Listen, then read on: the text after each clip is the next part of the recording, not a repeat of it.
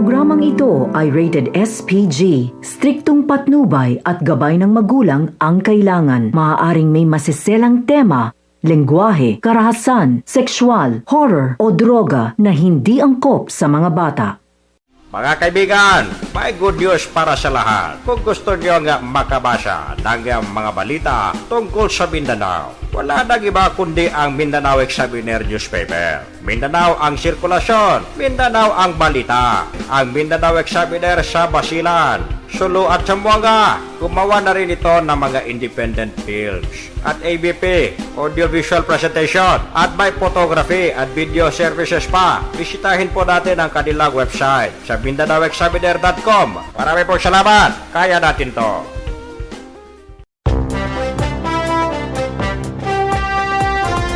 Alright, isang mainit na araw ng Martes, mga kaibigan. Grabe. Napakainit, mga kaibigan. At tayo'y nagbe-broadcast sa Zamboanga City sa Radyo Mindanao. Ito ang inyong kabalingkod, Al Jacinto. At kasama natin ang ating technical director, si Reynoldo. At may mga pag-uusapan na naman tayo. Bago ang lahat, mga kaibigan, nais muna namin batiin ang aming mga media partners, ang Mindanao Examiner Regional Newspaper. At syempre, ang The Zamboanga Post newspaper. Yung sa Zamboanga, mga kaibigan, hanggang ngayon hindi pa mabatid ng City Health Office kung anong variant ng COVID-19 ang sumasalanta ngayon sa Zamboanga. Ito ang sinabi ni Dr. Dulce Amor Miravite, ang City Health Officer ng Zamboanga City kagabi sa isang virtual presser. Mapapanood nyo yan, mga kaibigan, sa Facebook page ng Radyo Mindanao. At sinabi ni Miravite hanggang ngayon ay wala pang ibinibigay na resulta ang Philippine Genome Center dahil nagpadala na ang City Health Office ng mga samples ng swab, mga kaibigan, upang mabatid kung bakit biglang tumaas at anong klase ng COVID strains ang nasa Zamboanga. Pero katulad nung binalita natin kahapon, kinumpirma naman ng Department of Health sa Western Mindanao ang presence ng UK variant ng COVID-19 sa Zamboanga del Sur at Zamboanga del Norte. Tabi lamang yan ng Zamboanga City, mga kaibigan. Zamboanga Peninsula Region. Talagang magtatagal yung resulta dahil sa dinami-dami ng mga testing na ginagawa nitong Philippine Genome Center. Talagang mahihirapan sila. Pero ang tanong dyan, bakit napakabagal? Diba? Nung Marso lamang, paulit-ulit na sinasabi, mahigit lang sa 3 dosena yung ating active COVID cases ng Zamboanga.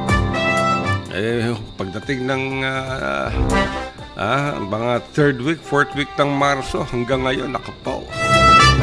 1,600 plus na ang bilang ng active cases, mga kaibigan.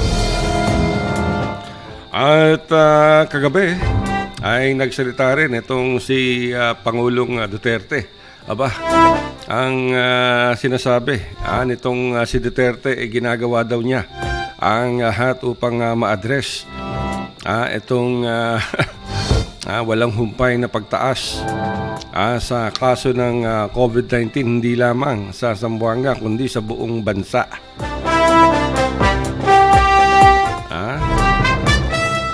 Kulang na kulang tayo sa vaccine, my goodness. Kaya ang kailangan natin, mga kaibigan, yung vaccine mismo. Ayan ang dapat bigyan ng atensyon ng pamahalaan. Sa haba-haba nung pagsasalita nitong si Pangulong Duterte, ang ang laman lamang ng kanyang mga sinabi pagtatanggol sa China.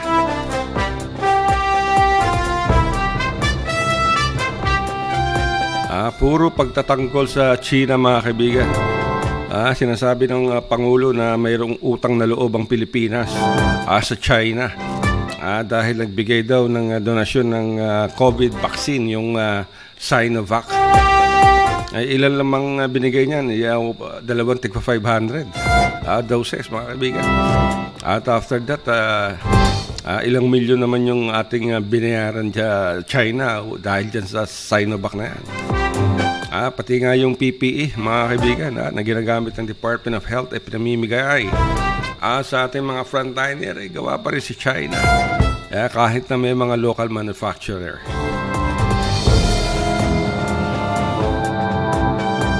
Nako. Sabi nga ng Pangulo, alam nyo pa, kaibigan, itong si Pangulong Duterte talagang likas na pikon. Pikon itong Pangulong ito. Kaya naman bihirang-bihira ka makarinig sa virtual presser nitong si Pangulong Duterte nang hindi niya minumura kahit sino isang tao. Kailangan magmura talaga siya. Di ba? Tapos sinasabi niya na dapat daw ang mga Pilipino ay huwag maging rude o magaspang sa China dahil sa utang na loob. Ay, nako. Dahil ang sabi pa ni Pangulong Duterte na malaki daw ang tulong ng China. Kung kaya't dapat daw respetuhin ng bawat isa ng mga Pilipino ang China, mga kaibigan. Kahit na nasa loob ng exclusive economic zone ng ating bansa ang mga barkong China at yung kanilang mga militia vessels, at kahit na hinaharas pa ng mga hinayupak na inchik ang ating mga mangingisdang Pinoy.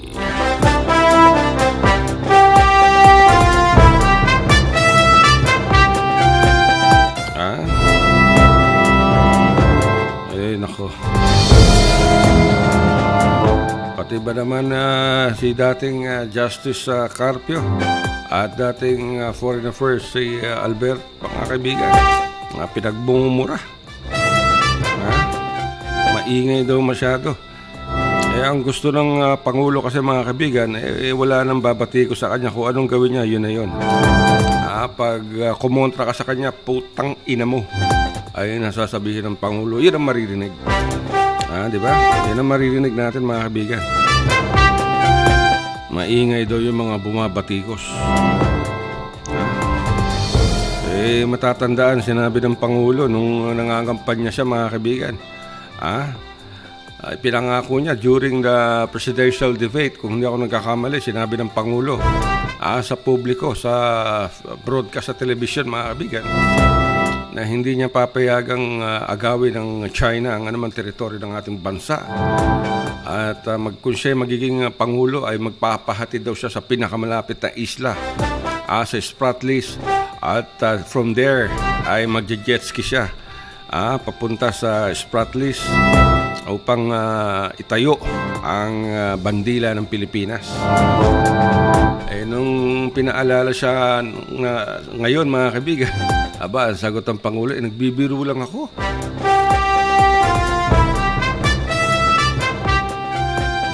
Yan ang sinabi ng Pangulo.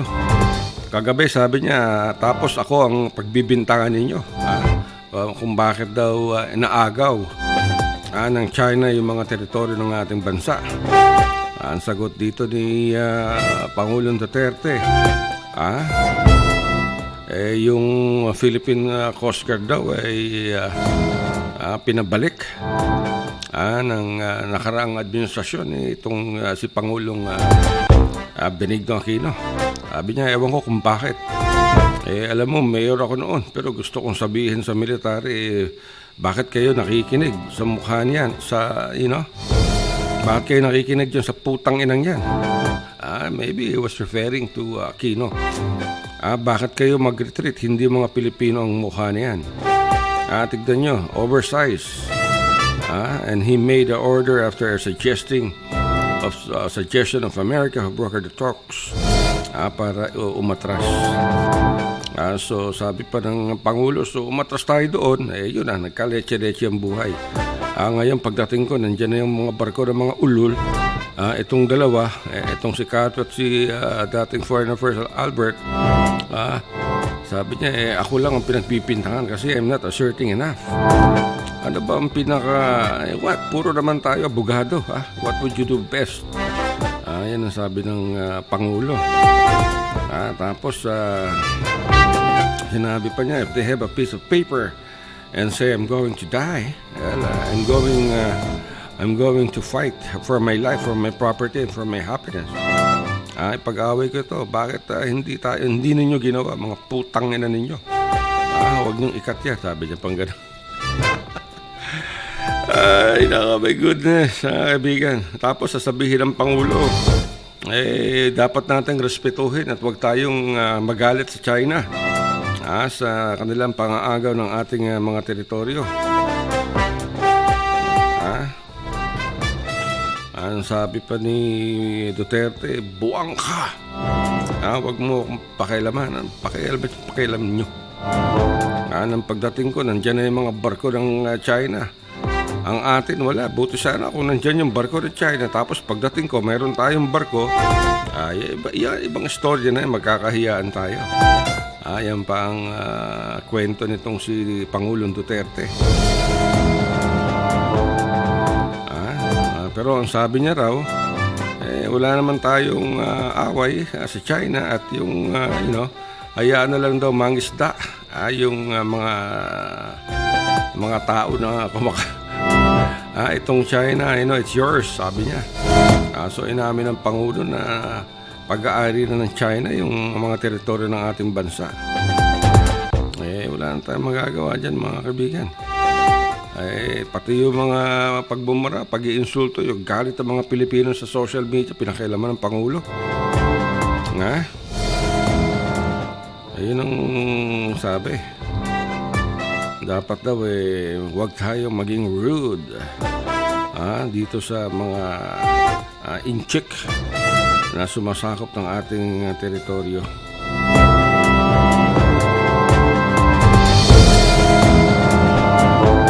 Ay nako, mga kaibigan. Kung lahat pakikigan natin, walang mangyayari sa atin. Hanggang kailan tayo magtitiis.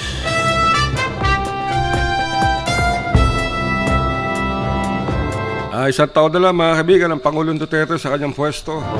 At sa June, sa susunod na taon, ay bababa na ang Pangulo. Kaya tignan natin, mag-ingat kayo kung sino ang inyong iboboto. Dahil marami ang nangyari dito kay Pangulong Duterte, mga kaibigan, ang naging style nito. Prior sa election campaign, noong 2015, nag-iikot-ikot na to sa buong bansa. In the guise of advocating for federalism. Yung pagtatatag ng federalismo sa ating bansa. Talagang maganda tong federalism. Kahit ako, mga kaibigan, botong-boto ko dyan. Parang parang katulad sa Malaysia. Bawat teritoryo may kanya-kanyang pamahalaan. Pero siyempre, meron central government. Ayan ang ina-advocate itong si Duterte. Pero hindi na pick up talaga ng mga iba. Yung mga ibang politiko na nag-aambisyon maging Pangulo, ang strategy nitong si Duterte. Bukod sa kanyang pag-iikot, mga kaibigan, ginamit din ni Pangulong Duterte yung kanyang pagmumura. Upang sabihin na siya ay galit sa mga kung sino-sinong umaapi sa ating mga kababayan. Pati mga oligarchs ay yung mayayaman. Pero nalimutan na yata ng Pangulo na isa siya sa pinakamayaman sa Davao. At ang kanyang pamilya.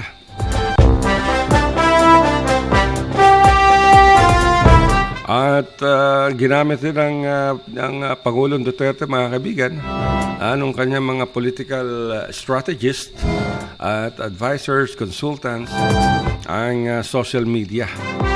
Nagkaroon ito ng mga army of trolls na walang ginawa kundi oo lamang ng oo sa Pangulong Duterte. Tungkol lahat ng mga istorya, balita tungkol sa kanya, kalat na kalat. So, strategy yan, mga kaibigan. Kahit sinabi ng Pangulong Duterte na hindi siya tatakbo at wala siyang balak tumakbo bilang Pangulo. Hindi nga siya nag-file ng kanyang Certificate of Candidacy, mga kaibigan. Diba? Si Martin Dino ang nag-file sa PDP Laban. Pero lahat yan, mga kaibigan, ay bahagi ng estratehiya nitong si Pangulong Duterte at ang kanyang mga galamay. So, very effective naman. Dahil sobrang epektibo nito, nagbagi ang Pangulo. Landslide, mga kaibigan, nilampaso ni Duterte ang kanyang mga katunggali. Yung sila Mar Rojas, sino pa ba? Marami, mga kaibigan, walang nangyari. Hindi nila nakaya si Duterte. So, naging maganda yung strategy hanggang sa kahuli-hulihan. Last minute yung substitution, mga kaibigan, nitong si Duterte. Kung talagang ayaw niyang tumakbo, sana hindi niya tinanggap yun. Pero katulad ng sinasabi natin, lahat yan, mga kaibigan, political strategy. At yun din ang ginagawa ni Sara Duterte ngayon, mga kaibigan, yung anak niya na mayor ng Davao City. Ngayon pa nga lang, mula nung nakaraang taon, kalat na kalat na yung mga tarpaulin ni Duterte, ni Sara Duterte. Yung Ran, Sara, Ran. At ang ilang mga politiko rito, mga kaibigan, siyang nangangampanya para kay Sara Duterte. Sila ang bumubuo.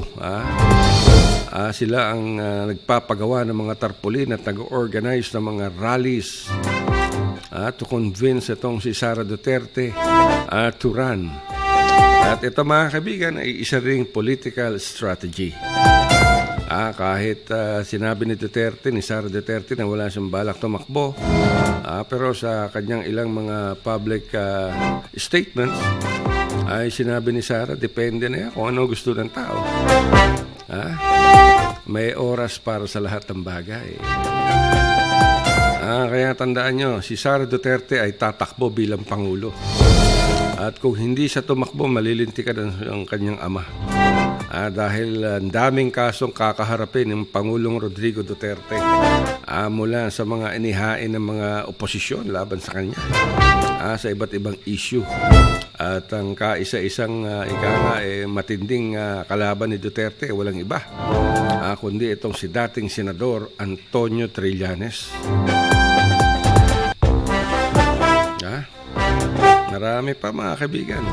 Pero ngayon pa lamang dyan sa North Cotabato, sa North Cotabato, itong si Governor Nancy Catamco ang nasa likod nitong paglalagay ng napakalaking tarpaulin na Ran, Sara, Ran. Nandiyan dyan sa kanyang Facebook, mga kaibigan. Sa Pagadian, si Mayor Samico naman ang mga nag-organize niyan. Ganoon din sa Zamboanga del Sur. Yung mga gobernador. Meron pang mga balita, mga kaibigan, inililitaw na Duterte. Goodness. Ibig sabihin doon, si Sara Duterte ang Pangulo. Si Digong naman ang kanyang tatay naman niya, ang Vice President. Sobra naman yun. Meron ngayon, lumulutang na naman yung Sara Duterte for President at si Bongo naman for Vice President. Naku naman kayo. Puro Davao. Kaya kailangan magising na mga Pilipino. Bumoto kayo ng naayon sa inyong puso at isipan. Huwag kayong bumoto ng kung ano ang nakikita ninyo at kung ano naririnig ninyo, mga kaibigan. Dahil nakita nyo na nangyari ngayon sa ating bansa. Lubog na lubog tayo sa utang. Halos 11 trillion pesos ang inutang ng Pangulo para sa COVID response at sa pamimigay ng tulong sa mga tao. Imagine, almost 11 trillion pesos. My goodness, sa ilang taon lang. Kung kayo'y mag-boyfriend, kayo'y nagkaroon ng anak, yung anak nyo, yung anak ng anak ng anak nyo, nagbabayad pa rin ng buwis yan. At pag may bagong Pangulo na naman, ako sigurado magtataas na naman ng buwis yan para makabawi sa mga pinag-uutang nitong si Pangulong Duterte. Yung flagship project ng Pangulo, mga kaibigan, yung build, build, build. Lahat yan puro utang. Strategy pa rin yan. Kailangan ipakita natin na meron tayong ginagawa. Paglagay tayo ng ganitong proyekto, saan tayo kukuha ng pera? Mangutang tayo. So, tad-tad ng utang yung ating bansa.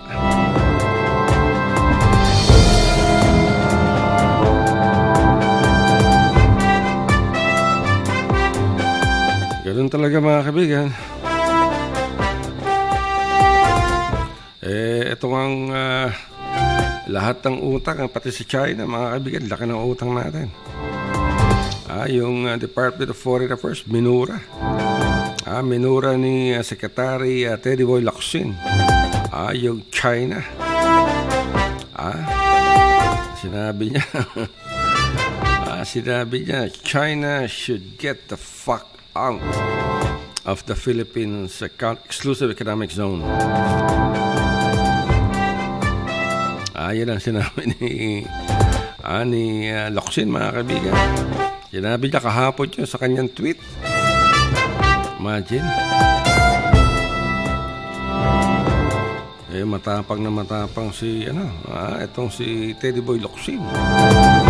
Imagine, sinabi niya sa kanyang tweet, mga kaibigan, na na-pick up ng mga international media. China should get the fuck out of the Philippines exclusive economic zone. Ayun ang sinabi. Mahirap, mga kaibigan. Diba, paano yan? Sabi ni Duterte, China remains, to be our benefactor. And if I may just add something to the narrative, just because we have a conflict with China doesn't mean to say that we have to be rude and disrespectful. Samantalang, sabi pa ng dagdag pa ng Pangulo, as a matter of fact, we have many things to thank for China for the help. Samantalang siya, mura ng mura. Sa sobrang tapang nitong si Secretary Teddy Boy Locsin, ng Department of Foreign Affairs, mga kaibigan, sinabi niya. Sabi pa nga niya ng una, paano ka ba sasabihin sa ito, my friend China?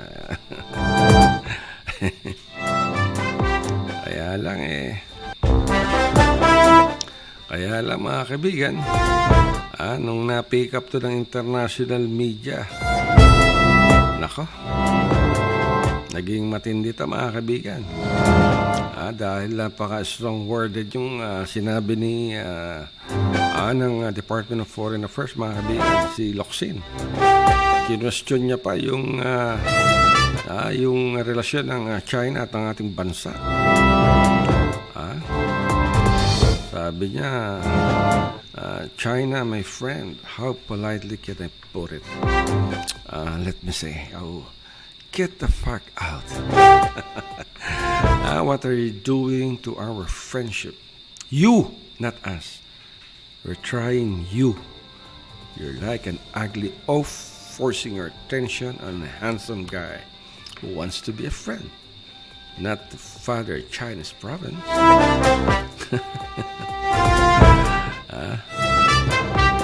Sabi pa ni Locsin, it doesn't have a uterus. If you try to give birth to a Chinese province, it would be a ball of crap at best.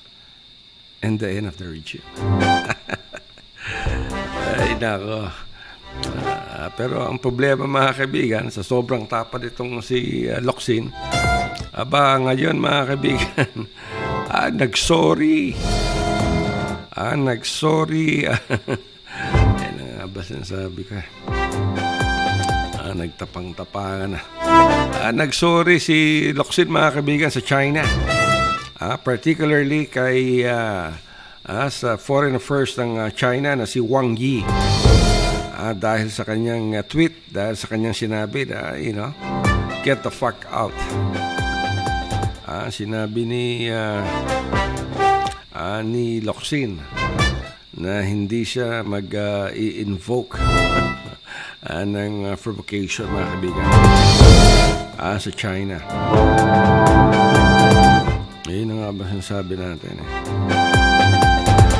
sabi pa ni Locsin, I won't plead the last provocation as an excuse for losing it, but if Wang Yi is following Twitter, then I'm sorry for hurting his feelings, but he's alone. It's been my lucid dream to copy until I attain in mind and manner the elegance of Wang Yi. Damage control mga kaibigan for short. Ay nako.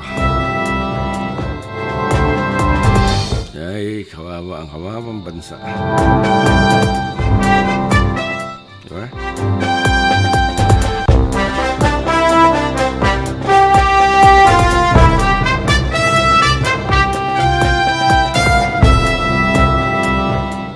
At ito namang si Manny Pacquiao mga kaibigan, si Senator Manny Pacquiao.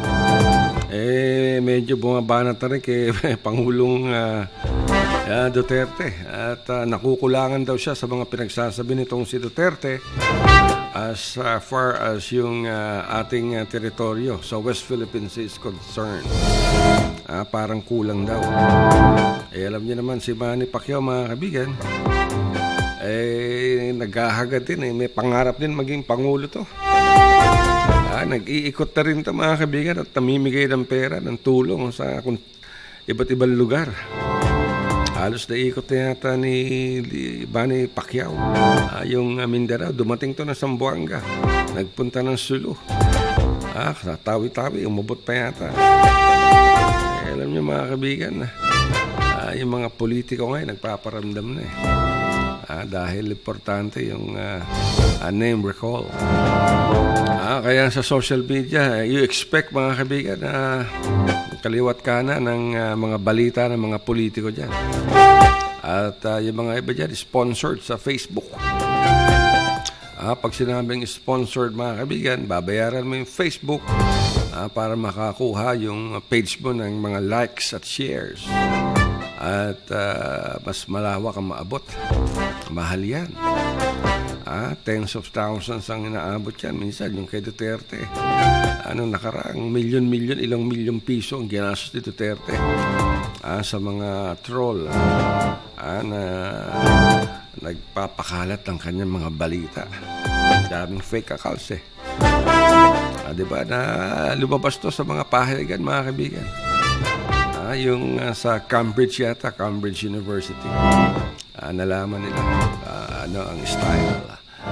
Ngayon naman si Senator Manny Pacquiao ay humihiling naman ng tulong dito kay US President Joe Biden para makakuha ng mga Moderna vaccines laban sa COVID. At gustong ni Manny Pacquiao na makatulong ang US sa ating bansa. Dahil alam niyo naman ang Moderna ay American made yan mga kaibigan. At may ini-expect ang ating bansa mga kaibigan ng 20 million vaccines ng American made Moderna.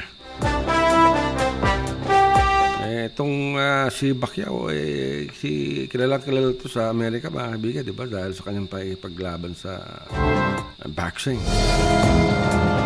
Pero itong lately mga kaibigan, hindi na naglumalaban si Pacquiao sa Amerika. Dati sa Las Vegas. Ngayon, puro sa Middle East. Sa Dubai or whatever. Hindi natin alam mga kaibigan kung may kinalaman to doon sa ban ng Amerika sa mga politikong Pilipino na may kinalaman sa pagkakakulong kay Senator Laila De Lima on drug charges. At ilang mga American senators mga kaibigan at iba pang human rights groups at organization ang umihiling na palayain na to itong si De Lima na pangunahing kritiko ng Pangulong Duterte.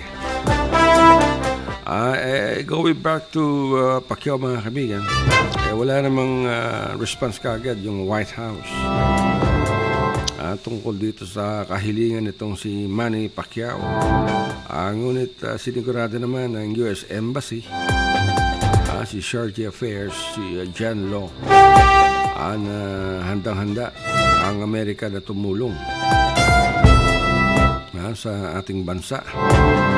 Kaya nga sabi ni Manny Pacquiao, susubukan natin na magkaroon tayo ng direct line kay US President Biden. Yun daw ang wino-workout niya ngayon. Posible kaya yan. Pero ang alam ko mga kaibigan, meron na talaga naka-schedule na pagdating ng Moderna, most likely mga June by June meron na.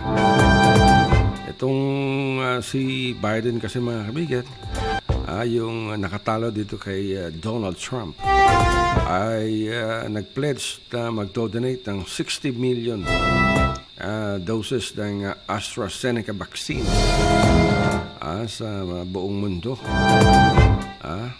upang makatulong na masawata ito pagkalat ng COVID-19.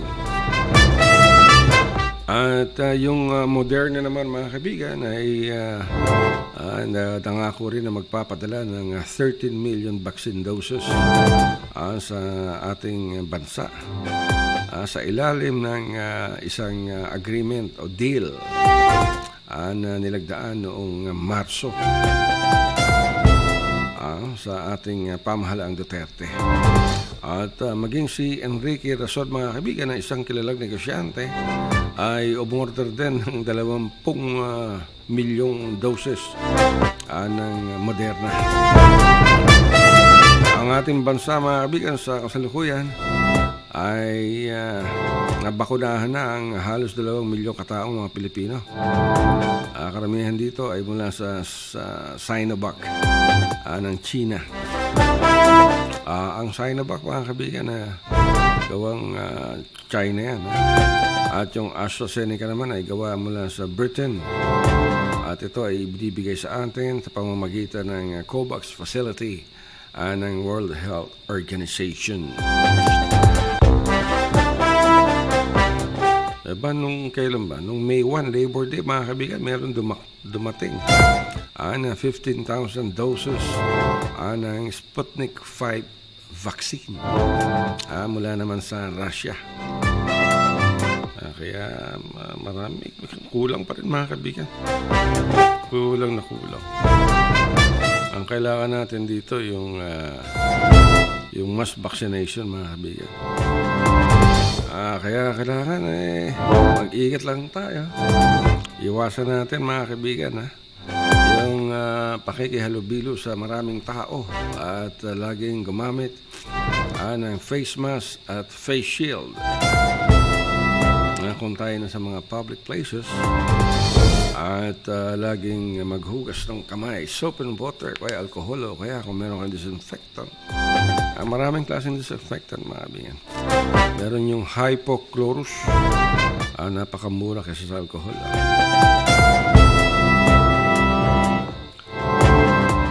Kaya kailangan pag-ingatan natin ang ating sarili dahil hindi naman biro itong COVID-19.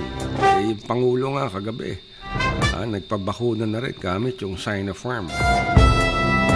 Sinopharm ang ginamit ng Pangulo nung ito'y nagpabakuna at ito rin ang ginamit ng mga sundalo na nasa ilalim ng Pangulo, yung PSG last September, October, secretly. Kaya yan, kaibigan, hanggang at wala tayong mass vaccination, konting ingat. At mahirap ang magkaroon ka ng sakit, my goodness. Tamaan ka ng COVID, lalo na kung mahina ang immune system mo. Wala, tigok. Lalo na kung wala kang pera. Tandaan niyo mga kaibigan, kaya sa Zamboanga City, punong-puno yung mga ospital, both privates at government hospital. Yung Zamboanga Medical Center, wala na sila, hindi na sila tumatanggap ng mga COVID patients. Kaya itong si Mayor Ben Clima ko talagang abalang-abala sa pagdadagdag ng mga isolation wards sa iba't ibang lugar. Lahat mga kaibigan puno. Ang daming nagreklamo sa atin, ang daming nagsusumbong. Yung mga sa barangay daw talagang walang mga mask, walang mga face shield. Ako, tagtutumpukan pa. Meron pang araw, nag-iinuman. Ay, nako, bihira tayo makakita ng mga nagro-ronda. Pero mga kaibigan, bago tayo magtapos, nais nating pasalamatan muli ang ating mga media partners, yung Mindanao Examiner, Regional Newspaper, yung Zamboanga Post newspaper, at siyempre dun sa mga coffee lovers. Kung gusto nyo makatikim ng civet coffee, pure civet coffee na walang halong ibang coffee cherries or coffee beans, sa Mindanao Civet Coffee mga kaibigan, available dyan sa Third Cup Coffee Shop o Third Cup Cafe. Available rin sa LM Metro Hotel sa Zamboanga City. Yung Third Cup mga kaibigan sa Zamboanga rin. At dun sa gustong magnegosyo ng Civet Coffee, available ito sa 250 grams fine ground pack at saka sa 250 grams na roasted beans. At may drip coffee rito mga kaibigan. Maaari kayong tumawag kung gusto nyo maging isang reseller, magtayo ng sarili ninyong cafe sa labas ng bahay, sa garahe. Pwede ito mga kaibigan. Dahil yung Mindanao Civet Coffee, meron silang binibenta, 150 lang yung retail. May 12 grams ka na ng pure Civet Coffee. Meron ng 2 packets ng brown sugar, may stirrer, at isang 16 ounces na paper cup. Maganda yung kanyang lalagyan, nasa paper bag siya, craft bag. 150 lamang ang retail yan mga kaibigan, murang-mura. Civet Coffee pa, pinakamahal na kape sa buong mundo. Mas mura to kaysa nasa Starbucks o kaya sa ibang coffee shop na kilala. Maaari kayong tumawag sa kanilang cellphone number 0915 397-6197. Mindanao Civet Coffee mga kaibigan, available na. At sila ay nagdi-deliver din mga kaibigan via LBC. Magandang negosyo to dahil talagang ito ay galing mga kaibigan. Ito ay hinaharvest sa kabundukan ng North Cotabato at Bukidnon. Ang problema lang dito sa Civet Coffee kasi maaari mo lang ma-harvest to sa lupa mga kaibigan tuwing summer. Kasi pag tag-ulan, hindi naman pwedeng kunin na ng mga magsasaka kasi nasama na sa mga putikan yan. Itong civet ay isang uri ng pusa mga kaibigan. Tawag sa Pilipino yan, musang. Ang tawag sa Indonesia, luwak. Kaya napakamahal ito mga kaibigan.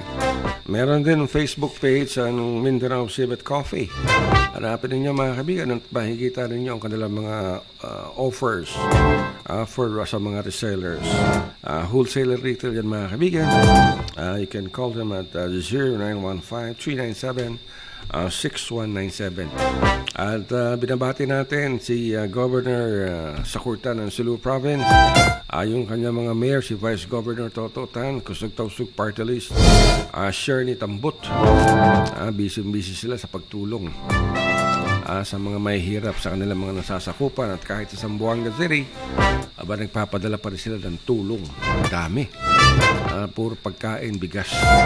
Lalo-lalo na ngayon, panahon ng Ramadan, holy month of Ramadan. Mag-i-end to mga kaibigan sa 11 pa. At pagdatapos itong Ramadan, Hari Raya na, masaya na yan mga kaibigan. Maganda pag ikaw ay nagpa-fasting during Ramadan dahil nag-renew, spiritual renewal mo sa iyong sarili. Dahil walang nagdadasal yan mga kaibigan, ilang beses nagdadasal yan sa buong araw.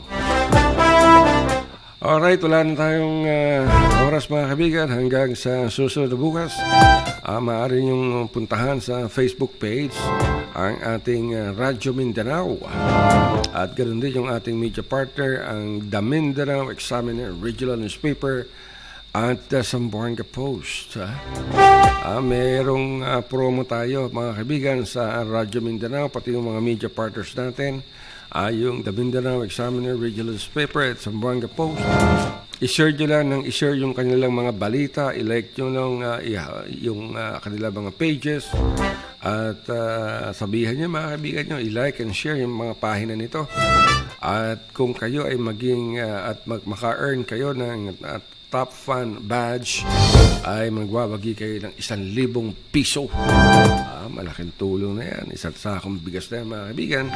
Wala kayong gagawin kundi mag-share at imbitahin ninyo inyong mga kaibigan, pamilya, na i-like yung Facebook pages ng Radyo Mindanao, ng The Mindanao Examiner Regional Newspaper at the Zamboanga Post. At kung lahat ng 3 pahina mga kaibigan sa Facebook ay magkaroon kayo ng top fan badge, star yan mga kaibigan, may lumalabas na star. Malay nyo makakuha nyo yung 3,000 piso yan. At antayin nyo yung ating promo, may isa pang promo. Magbibigay ng tulong ang Radyo Mindanao, yung ating media partners ng Mindanao Examiner Regional Newspaper at Zamboanga Post. Mamimigay tayo ng mga baston, adjustable cane, walking cane mga kaibigan, sa lahat ng mga nangangailangan yung hirap maglakad, lalo na yung ating mga senior citizen at yung may mga kapansanan. Kausapin din natin yung ating mga supporters para makabili tayo ng mga wheelchairs na maaari natin ipamigay sa ating mga senior citizen. Hanggang sa susunod na bukas, ito po yung ibang lingkod, Alasinto, nagsasabing laging maghugas ng kamay, gumamit ng face mask at face shield. Sa ngalan ng aming technical director, ng aming mga managers dito, mga bosses namin, si Reynald Ong, nakaantabay ngayon mga kaibigan. Maraming salamat. Hanggang sa susunod na bukas. Love you. Mamwa. Chup chup.